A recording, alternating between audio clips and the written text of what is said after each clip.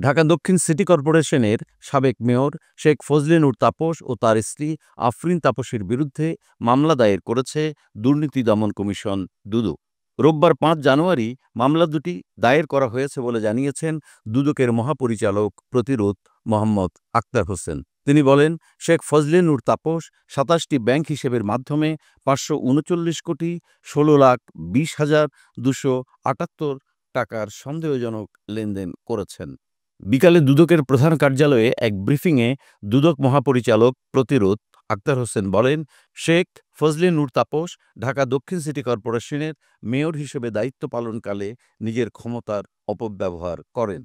বিভিন্ন অনিয়ম ও দুর্নীতির মাধ্যমে আয়ের উৎসের সঙ্গে অসঙ্গতিপূর্ণ ৭৩,১,৬৭,০৬৭ টাকা মূল্যের সম্পদের মালিকানা অসাধু উপায়ে অর্জন করে ভোগ দখলে রাখেন।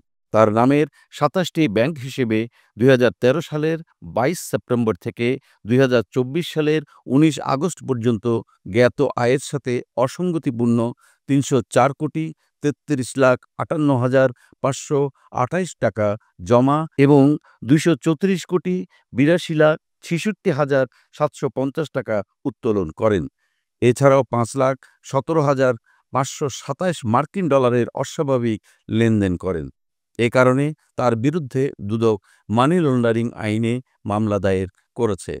অপরদিকে তার স্ত্রী আফরিন তাপস স্বামী ফজলে নূর তাপসের সহায়তায় নিজের ৯টি ব্যাংক হিসেবে ৭০,৯৯,৯৩,৬৬৯ টাকা এবং ২,০২,২৫৯ মার্কিন ডলারের অস্বাভাবিক লেনদেন করেছেন।